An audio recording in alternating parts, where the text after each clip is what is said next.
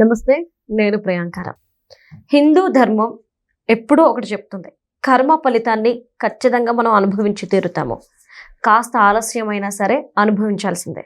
నువ్వు మంచి చేస్తే మంచి, చెడు చేస్తే చెడు. వెన్నుపోటు పొడిస్తే నీకు కూడా వెన్నుపోటు పొడుస్తారు. మరి ఇదే హిందూ ధర్మం చెప్తున్నది. ఎర్రబెల్లి దయాకర్ విషయంలో కూడా ఇదే జరిగింది అని చాలామంది అంటున్నారు. ఎందుకు అంటే ఆయన నిన్న బోర్ను వెలిపిస్తున్నారు, నా నియోజకవర్గంలో నేను గెలవలేకపోయాను అని. మరి ఏ కర్మ ఆయన్ని వెంటాడింది, ఆయన ఎవరికి వెన్నుపోటు పొడిస్తే ఈరోజు ఆయనకి ఈ పరిస్థితి వచ్చింది తెలుసుకుందాం. మనతో మాట్లాడడానికి సీనియర్ జర్నలిస్ట్ సిఎస్ రావు గారు ఉన్నారు, ఆయన అడిగి తెలుసుకుందాం. నమస్కారం సార్.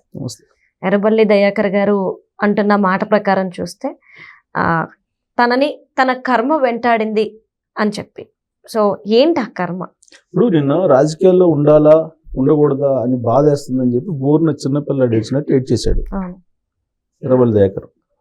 అధికారంలో ఉన్నప్పుడు ఆయన మాట్లాడినటువంటి మాటలు కానీ, ఆయన ప్రవర్తించినటువంటి తీరు కానీ గమనించినటువంటి వాళ్ళు ఇవాళ చిన్నపిల్లడు ఏడ్చినట్టు ఏడుస్తూ ఉంటే ఇది ప్రారబ్ధ కర్మలు, సంచిత కర్మలు, ఆగమ కర్మలు అన్నీ కలుపుకొని వెంటాడుతాయి. జనరల్గా హిందూ ధర్మం ప్రకారం ఏంటి, ప్రారబ్ధ కర్మలు, సంచిత కర్మలు, ఆగమ కర్మలు భవిష్యత్తులో ఉంటాయి, అంటే వచ్చే జన్మలో ఉంటాయి. ప్రారబ్ధ కర్మలు, సంచిత కర్మలు ఈ జన్మలోనే మనకు వస్తాయి అనేది హిందూ ధర్మం చెప్తూ ఉంటుంది.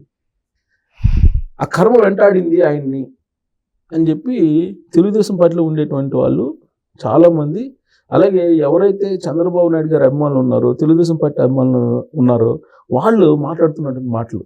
వాళ్ళు నాకు ఉదయాన్నే ఫోన్ వచ్చింది, ఎర్రబెల్లి దయాకర్ ఏడ్చాడు చూసావా అని. నిజంగా ఎందుకు అంత ఏడ్చాడని అంటే, కర్మ ఊరికే వదలదు, కాలం ఎప్పుడైనా సరే నిర్ణయిస్తుంది అని చెప్పారు అతను. సో నిజంగానే కూడా ఆధ్యాత్మికంగా మరి అదే చెప్తారు. మరి ఎర్రబెల్లి దయాకర్ గారు చేసినటువంటి పాపం ఏంటి అని చెప్పి మనం ఒక్కసారి అనుకుంటే, ఎవరైనా సరే తిన్నింటి వాసాలు లెక్క పెడతారా? లేదు కదా. తిన్నింటికి కన్నం అయితే వేయరు కదా ఎవరు. నమ్మించి మోసం చేయరు.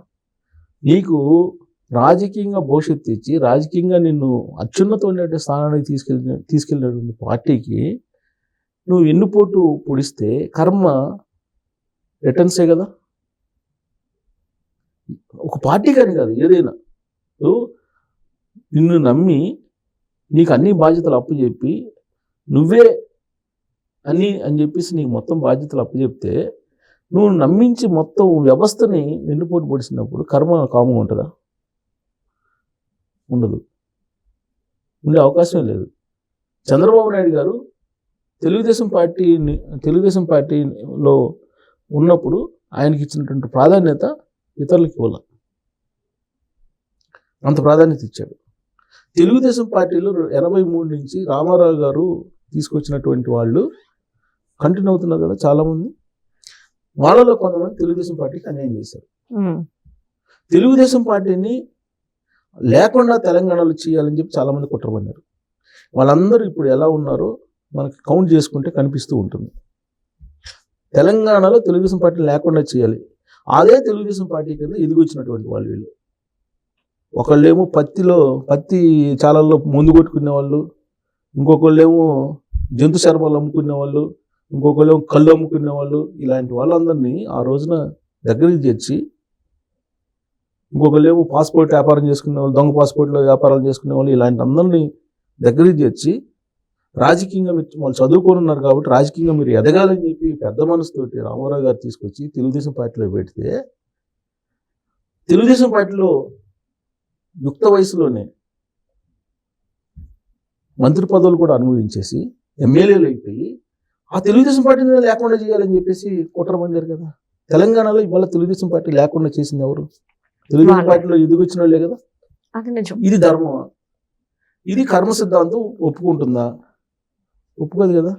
అందుకే మీరు అబ్జర్వ్ చేస్తే 10 ఏళ్ల పాటు మేము అధికారంలో ఉన్నాము, సంపాదించేసాం అనుకోవచ్చు, కానీ కర్మ ఎక్కడి వరకు తీసుకెళ్తుందో ఇప్పుడు మనం చూస్తున్నాం. జరుగుతున్నటువంటి పరిణామాలను మనం చూస్తున్నాం. వదిలిపెట్టదు. ఒక వ్యవస్థని, ఒక మనిషిని వెన్నుపోటు పడవటం వేరు, ఒక వ్యవస్థని లేకుండా చేస్తున్నారు అని అంటే తెలుగుదేశం పార్టీ తెలంగాణకి ఏం చేసింది అనేది బీసీలను అడిగితే చెప్తారు. దొరలను అడిగితే చెప్పరు. బీసీలకు ఏం చేసింది తెలుగుదేశం పార్టీ అని చెప్తే ఏ బీసీని మీరు అడిగినా కానీ తెలుగుదేశం పార్టీ లేకపోతే మేము ఎక్కడున్నామని చెప్పి చెప్తారు. 190 మంది చెప్తారు. ఆ విధంగా బీసీలు పోలరైజేషన్ కావాలని చెప్పి నినదించేటువంటి తీర్మాన్ మల్లన్న గారే అనేక సందర్భాల్లో చెప్పారు. ఈ రాష్ట్రంలో బీసీలకు ఎవరైనా చేశారంటే అది తెలుగుదేశం పార్టీ చేసింది, ఇంకెవ్వరు చేయలేదు, ఏ పార్టీ చేయలేదు అని చెప్పి ఘంటాబద్ధంగా చెప్తున్నారు. ఎక్కడ దాకా ఎందుకు, నేను బోరబండ దగ్గర ఒక బట్టల షాప్ పెట్టుకుని ఒక అతను ఉంటాడు. నాకు ఎవరో తెలియదు, అతను మామూలుగా వెళ్ళాను. ఎందుకు వెళ్ళానంటే అతను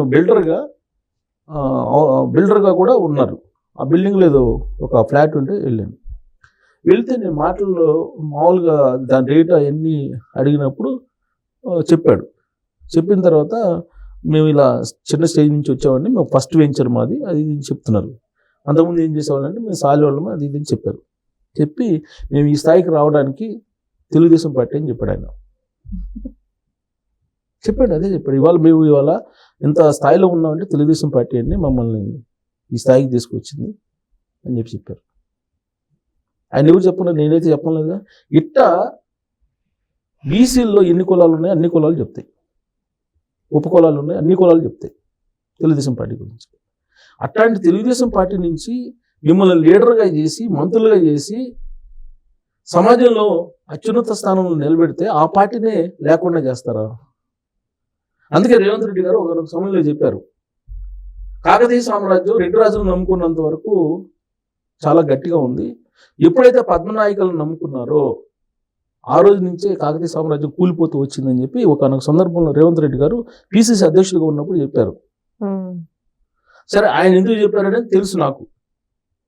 అంటే ఇక్కడ చంద్రబాబు నాయుడు గారు ఆ రోజున నాయకత్వాన్ని మార్చారు. ఆ నాయకత్వాన్ని మార్చడం వల్ల తెలుగుదేశం పార్టీకి ఈ పరిస్థితి వచ్చింది అని చెప్పి ఆయన అర్థం వచ్చేటట్టు చెప్పారు.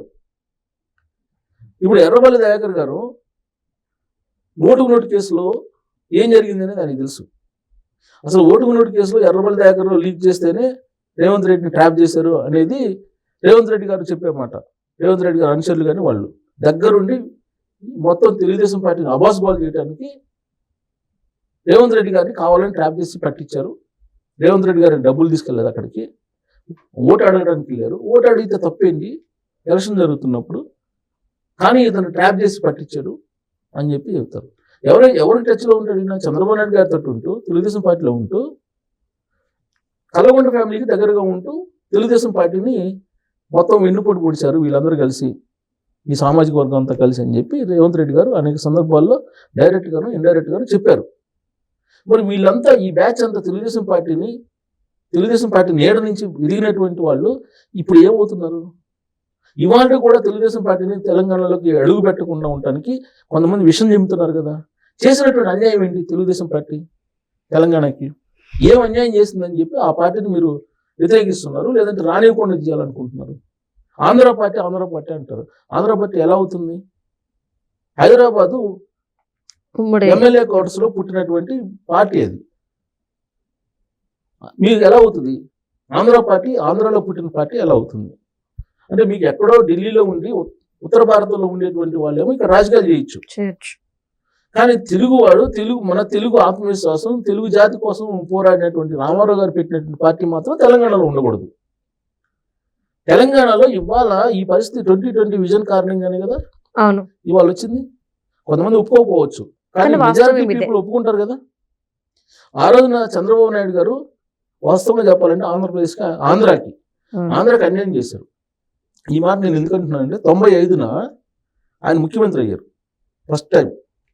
ఆ రోజున ఆయన ముఖ్యమంత్రి పదవి స్వీకరించే నాటికి ఆంధ్ర రెవెన్యూ 65%, హైదరాబాద్తో కూడిన తెలంగాణ రెవెన్యూ 35%. మళ్ళీ ఆయన 2004 దిగిపోయే నాటికి ఆంధ్ర రెవెన్యూ 50కి పడిపోయింది, 48గా పడిపోయింది. 50 కూడా లేదు, 48 పడిపోయింది. 52% తెలంగాణలో వచ్చింది. ఎట్లా వచ్చింది? ఆంధ్రాలో సంబంధించిన మేధస్సు, ఆంధ్రాలో సంబంధించిన పెట్టుబడులు ఇక్కడ లేకుండానే అంత వచ్చింది రెవెన్యూ. 35% నుంచి మరి 52% ఎట్లా వచ్చింది? ఆంధ్ర వాళ్ళు తెలంగాణకి ద్రోహం చేశారని చెప్పి అంటున్నారు. అదేమంటే గుప్పెడు ఆంధ్ర వాళ్ళు అంటారు. అందరిని కాదు, గుప్పెడు ఆంధ్ర వాళ్ళు అంటారు. మీరు రాజకీయంగా మీరు పోరాడాలనుకుంటే పోరాడచ్చు, కానీ ఒక వ్యవస్థని కుప్పకూల్చారు కదా, అది సమాజానికి నష్టం. అవును, నిజం. ఇవాళ తెలంగాణ సమాజం ఎందుకు బాధపడుతుంది? తెలంగాణ సమాజం అంటే ఒక బీఆర్ఎస్ పార్టీ లేకపోతే కల్వకుంట్ల ఫ్యామిలీ అనుచరులే కాదండి, చాలా మంది ఉన్నారు. ఇవాళ తెలంగాణ సమాజం తెలుగుదేశం పార్టీ లేని కారణంగా, తెలుగుదేశం పార్టీ ఉన్నట్టయితే ఇంకా ఎలా ఉండేదో రాజకీయంగా, వాళ్ళకి బీసీలకు ఎంత ప్రాధాన్యత ఉండేది ఇప్పుడు చర్చించుకుంటున్నారు. రైట్. కానీ ఇవాళ కూడా దాన్ని రాకుండా చేశారంటే వెన్నుపోటు పొడిచినటువంటి ఎర్రబెల్లి దయాకర్ లాంటి లీడర్లు. రైట్.